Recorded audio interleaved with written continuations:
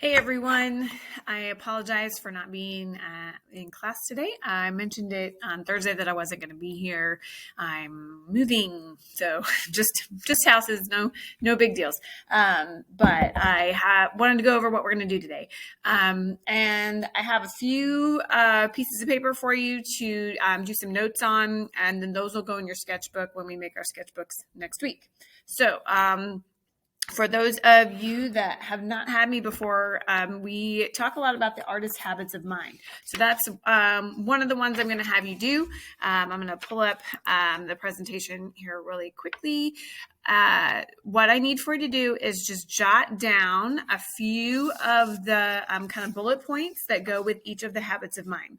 So artist habits of mind are those skills that we develop when taking an art class, but they'll help you no matter what kind of career path you're going to go into. So let's get down to one of them. For example, develop the craft.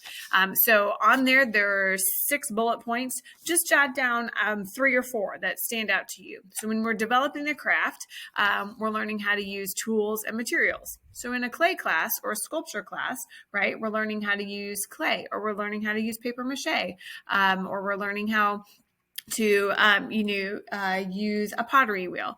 But that's something that no matter what career path you go into, you're going to have to learn how to use the tools and materials for that career path. So that's what I mean by these habits of mind transferring into any career that you're thinking of going into. Okay, so for each of those, there are 9 habits of mind. You're just going to jot down a few of the little things for each one. I want you to be familiar with them. And I'll post a little explanation video on Google Classroom as well. If you've never done much with the habits of mind, I'm not sure that the video will tell you a whole lot of other information from what I'm telling you, but it's just there as a resource if you would like it.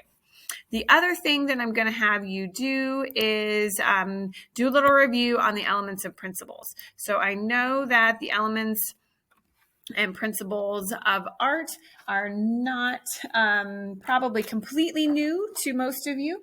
We just want to make sure that we all have that baseline vocabulary. Remember, we talked about that at the first day of class. I said, we all have to be on the same page. I need to know that we all know what we're talking about when I say things like texture and movement and balance, things like that. So you have a little half sheet for the elements of art and half sheet for the principles of design. And you just need to go through and write the definitions, maybe do a sketch or something for a few of them. Like, for example, maybe for shape, you might want to make sure you can differentiate between geometric shapes and organic shapes, stuff like that. When you get to color, I do want you to go ahead there on your notes sheet. There's a tiny little color wheel. So I do want you to, color that in. I would use colored pencils so that it doesn't bleed through.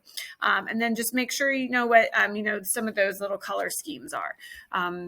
This is kind of like your cheat sheet for when I ask you this stuff on a quiz or something like that. So you have the elements of art and principles of design, and then just hang on to all of those in your art folder, and we'll put them in your sketchbook next week. If you have any deep burning questions for me, feel free to email me. Otherwise, I will see you on Monday. Have a great weekend. Bye.